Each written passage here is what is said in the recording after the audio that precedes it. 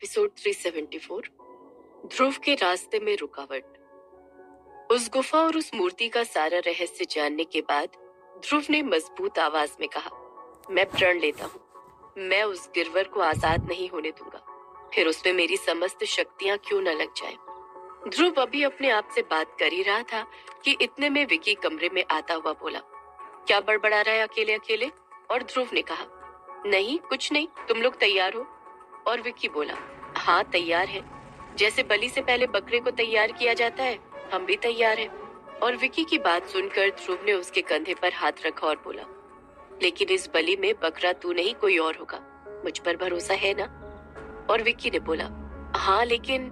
और ध्रुव ने उसका हाथ कसकर थामते हुए कहा, बस भरोसा रख, जहाँ पर भरोसा होता है वहाँ लेकिन वेकिन की जगह नहीं होती है।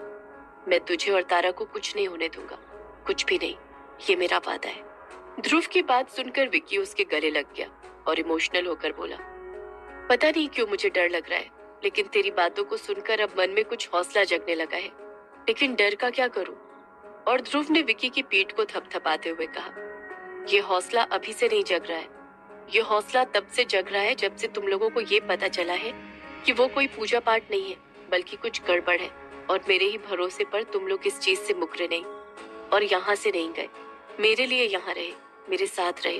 और तुझे पता है, ऊपरी शक्ति, ताकत, सिद्धियां, ये सब कुछ अपनी जगह सही है, लेकिन सबसे बड़ी ताकत होती है विश्वास की ताकत, और उस विश्वास से भी बड़ी ताकत होती है दोस्ती की ताकत। और आज मेरे पास जो कुछ भी है वो सिर्फ और सिर्फ मेरे दोस्तों की वजह से और उनके विश्वास की वजह से। और ध्रुव की बात सुनकर विक्की ने कहा, साले बातें बनाना तो कोई तुमसे सीखे, ये सब तू मुझे और तारा को रिलैक्स करने के लिए बोल रहा है ना? और ध्रुव गहरी सांस लेकर बोला, हाँ मेरी कोशिश तो यही थी, लेकिन अफसोस कि तुझे पता चल गया कि ये सब मैं क्यों बोल रहा हूँ। वैसे मेरी बातों ने कुछ काम किया क्या? और विक्की इनकार करता हुआ बोला, सॉरी, लेकिन मैं अनन्या नहीं हूँ जो तेरी बातों में आ जाऊं। डर मुझे अभी भी लग रहा है, लेकिन विश्वास पहले से ज्यादा बढ़ गया। और ध्रुव ने कहा, इसीलिए तो मेरे लिए तुझ में और अनन्या में कोई अंतर नहीं है। और ध्रुव की इस बात से विक्की उससे दूर हटता हुआ ओवर एक्टिंग करता हुआ बोला, छी छी, कैसी बातें कर रहा है, मैं उस टाइप का नहीं हूँ, तू और अनन्या ही ठीक है। और ध्रुव अपना सिर पीटता हुआ बोला, सच में तेरा कुछ नहीं हो सकता विक्की। और विक्की हंसता हुआ बोला, चलता हूँ, वैसे तू नहीं आ रहा? और ध्रुव ने कहा, हाँ आ रहा हूँ ना, अगर माई मुझे अपने साथ ले जाए तो। इतना बोलकर वो मुस्कुरा उठा और विक्की के साथ बाहर निकला तो उसने देखा सब तैयार है चलने के लिए। और ध्रुव भी जानबूझकर उन लोगों के साथ निकलने लगा। और माई बोली, नहीं तुम यहीं रुको, तुम्हें हमारे साथ आने की जरूरत नहीं है। ध्रुव जो कि पहले से ही जानता था ऐसा होने वाला है, लेकिन उसने बड़ी मासूमियत से पूछा, लेकिन क्यों? मैं तो आपके साथ ही चलता हूँ ना हर दिन। और माई बोली, हाँ चलते तो थे, लेकिन आज पूजा का आखिरी दिन है और आज ऐसा कुछ नहीं है कि इस गुफा में कोई आ जाएगा, और ऐसी कोई चिंता की बात नहीं है। आज मैंने कुछ और लोगों को भी बुलाए हैं, तो आज तुम आराम करो, तुम्हारे दो दोस्त हैं ना, उनके साथ घूमो फिरो, हम बाद में मिलते हैं। और ध्रुव बोला, ठीक है, जैसा आप कहें। तारा जो इन सब बातों से बिल्कुल ही बेखबर थी, उसने हैरानी से ध्रुव की तरफ देखा और ध्रुव ने आंखों के इशारे से उसे शांत रहने के लिए कहा। अनन्या तारा के एक्सप्रेशन को समझ सकती थी, उसने तारा का हाथ थामा और बोली, चले तारा। तारा समझ गई कि ये दोनों मिलकर कुछ तो कर रहे हैं और तारा बोली, हाँ चलो चलते हैं। सब घर से निकल चुके थे, अनन्या और तारा सबसे पीछे चल रहे थे। तारा अनन्या की तरफ देखकर मुस्कुरा उठी और अनन्या ने हैरानी से तारा को देखा और बोली, तुम ऐसे मुस्कुरा क्यों रही हो? कमाल है, एक वो विक्की जिसके डर के मारे पैर कांप रहे हैं, और दूसरी तुम ऐसी सिचुएशन में मुस्कुरा रहे हो, कमाल है। इसीलिए कहते हैं दो ऑपोजिट लोग एक दूसरे को अट्रैक्ट करते हैं, एक डरपोक, दूसरी बहादुर। और ये सुनकर तारा की मुस्कुराहट और गहरी हो गई और वो बोली, नहीं ऐसा नहीं है। अनन्या ने कहा, तो कैसा है मुझे भी बताओ, मुझे भी तो पता चले कि मेरे चेहरे पर ऐसा कौन सा जोक लिखा हुआ है जिसे पढ़कर तुम मुस्कुरा रही हो। और तारा बोली, मैं तो ये देखकर और सोचकर मुस्कुरा रही हूँ कि तुम्हारे और ध्रुव के बीच में आखिर चल क्या रहा है। और ये सुनकर अनन्या ने अपनी नजरें नीचे झुका ली और बोली, क्या चल रहा है? कुछ भी तो नहीं चल रहा है।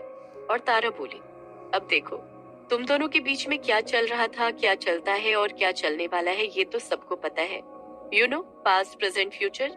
लेकिन इन सब से बड़े यहाँ जो कुछ भी हो रहा है उसमें तुम दोनों मिलकर जिस तरीके से इन्वॉल्व हो रहे हो ना, सच कहूँ मुझे बहुत अच्छा लग रहा है।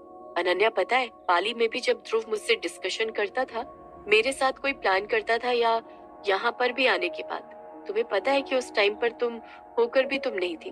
उस वक्त भी जब मैं और ध्रुव कुछ करते थे तो ध्रुव की बातों में ना एक अजीब सी उदासी दिखती थी मुझे, जिसमें ऐसा लगता था कि वो इस वक्त तुम्हारा साथ चाहता था। देखो, हर जगह ना हर किसी की अपनी एक अलग अहमियत होती है, और अब जब तुम उसके साथ हो, तुम दोनों मिलकर चीजें सुलझा रहे हो, मुझे बहुत अच्छा लग रहा है। और ध्रुव, उसकी आंखों की चमक तो देखने जैसी है।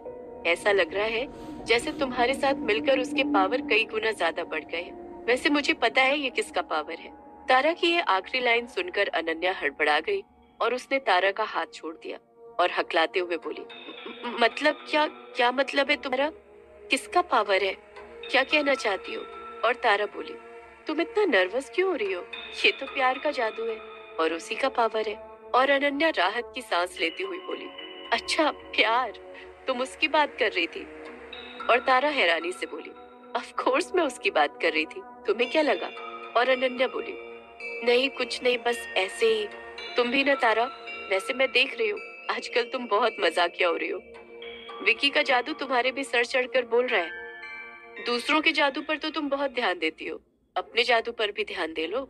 और तारा हंसती हुई बोली, अच्छा जी, मेरी बातें मुझ पर ही पलटवार हो रही है। विकी जो कुछ आगे निकल चुका था, उसने जब पीछे पलट कर देखा तो इन दोनों लड़कियों को हंसते हुए बात करते हुए आते देखा। वो हैरानी से जहाँ था वहीं रुक गया।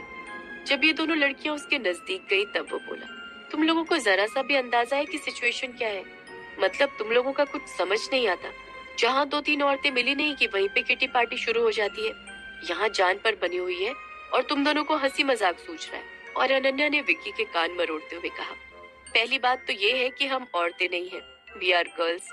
और दूसरी बात, तेरी तरह ना डर कर कुछ काम नहीं होने वाला है। जो होना है उसे तो मैनेज करना ही है। इससे अच्छा है कि इससे पहले अपने आप को थोड़ा रिलैक्स कर ले। हम चलते हैं, तू यहाँ खड़े खड़े सोचता रहे। इतना कहकर वे दोनों आगे बढ़ गए। विक्की उन दोनों को जाते देखता रहा और उसके चेहरे पर बहुत सुकून दिख रहा था, लेकिन दोनों को जाते देखकर बोला, पहली बार तुम दोनों को एक साथ खुश और इतनी दोस्तीफुल अंदाज में देख रहा हूँ। दोस्तीफुल? ये मैं क्या कह रहा हूँ? लगता है इन दोनों की दोस्ती देखकर मैं भी एक्साइटेड हो गया हूँ। ध्रुव, मेरे भाई, बस हमें बचा लेना, तेरा ही सहारा है। इतना कहकर विक्की भी जल्दी जल्दी अपने कदम आगे बढ़ाने लगा। इधर हवेली में सबके जाने के बाद ध्रुव अपने कमरे में जाकर नीचे आसन लगाकर पालथी देकर ध्यान में बैठ गया था। ध्रुव को इस तरह ध्यान में जाता देख जुल्मी ने सजनी से कहा, ये तो अपनी तपस्या में चला गया, हम लोगों को क्या करना है? और सजनी बोली, ध्रुव भैया के ध्यान से उठने का इंतजार। हमको लगता है आज ध्रुव भैया को जो करना है उसके लिए इन्हें पहले अपने आप को शांत और अपनी शक्तियों को जागृत करने की जरूरत है। ये वही कर रहे हैं। अब तुम चुप करके बैठे रहोगे, बोलोगे तो इनको परेशानी होगा। सजनी और जुल्मी दोनों ही ध्रुव के थोड़ी दूरी पर जाकर बैठ गए और उसके ध्यान से उठने का इंतजार करने लगे। कुछ देर बाद ध्रुव की आंखें खुली और उसने अपने हाथ जोड़े और उस पर खड़ा हो गया। जुल्मी हड़बड़ाता हुआ बोला, तो चले? ध्रुव बोला, कहाँ चले? और जुल्मी बोला, अरे वही उस माई का किया कराया पर पानी फेरने। और ध्रुव ने कहा, तुम दोनों कहीं नहीं जा रहे हो। और जुल्मी ने कहा, क्यों? हम दोनों क्यों नहीं जा रहे हैं? हम भी चलेंगे तुम्हारे साथ। और वैसे भी इतना काम पाली में भी किए हो, हर जगह हम साथ रहे हैं, यहाँ भी हम साथ रहेंगे। और ध्रुव मजबूत आवाज में बोला, पहली बात तो तुम लोग मेरे साथ नहीं आ रहे हो, और दूसरी बात, अगर भगवान की कृपा से आज सब कुछ सही हो गया, उसके बाद यहाँ का जो मंजर होने वाला है उसके बारे में सोचकर मैं तुम दोनों को यहाँ रहने नहीं दूंगा। मैं जा रहा हूँ, तुम दोनों भी अपना सामान समेटो और यहाँ से पाली के लिए निकल जाओ। ध्रुव की बात पर सजनी जैसे ही कुछ बोलने को हुई, ध्रुव ने हाथ के इशारे से उसे रोका और बोला, सजनी, मैंने कहा ना तुम दोनों को यहाँ से जाना ही पड़ेगा, क्योंकि आज के बाद हम भी इस हवेली में लौट कर नहीं आने वाले हैं। और ये सुनकर जुल्मी बोला, तो कहाँ जाओगे? वापस शहर चले जाओगे क्या? और ध्रुव ने कहा, नहीं, रहेंगे तो यहीं, लेकिन इस हवेली में नहीं। इतना कहकर ध्रुव ने अलमारी खोली और उसमें से एक थैला निकालकर अपने कंधे पर टांग कर अपने कदम कमरे से बाहर करता हुआ बोला, मेरी बात ध्यान रखना, जल्द से जल्द यहाँ से तुम दोनों भी निकल जाओ। मेरे पास वक्त कम है, मैं तुम दोनों को बाद में फोन पर सारी बातें समझा दूंगा।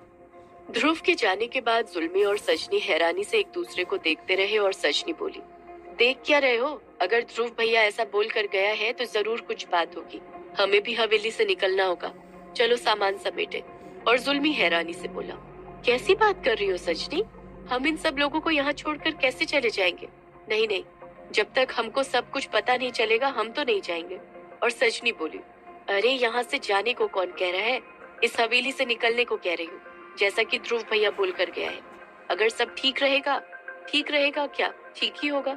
उसके बाद ये लोग भी लौट कर यहाँ नहीं आएंगे। हम अपना सामान लेकर इस हवेली से निकल रहे हैं, इस जगह से बाहर नहीं जा रहे हैं। हम सब लोगों का इंतजार यहीं इसी गांव में करेंगे। और सजनी की बात पर जुल्मी और सजनी दोनों जल्दी जल्दी अपना सामान समेटने लगे। दूसरी तरफ ध्रुव के कदम लगातार उस गुफा की तरफ बढ़ रहे थे। उसके हाथ में एक माला थी और होठों पर कई मंत्र जाप। न उसके हाथ रुक रहे थे और न उसके होठ रुक रहे थे। ध्रुव के कदम जैसे जैसे गुफा की तरफ बढ़ रहे थे, हवाएं धीरे धीरे करके तेज होती जा रही थी। जो आसमान अब तक बिल्कुल साफ था और सूरज चमक रहे थे, उन आसमानों में हल्के हल्के बादल बढ़ने लगे थे। और देखते ही देखते उन बादलों ने काले भयानक रूप लेने शुरू कर दिए और पूरे आसमान पर काले काले बादल छा गए और दिन में भी शाम की तरह अंधेरा होने लगा। लेकिन ध्रुव ने अपने कदम नहीं रोके।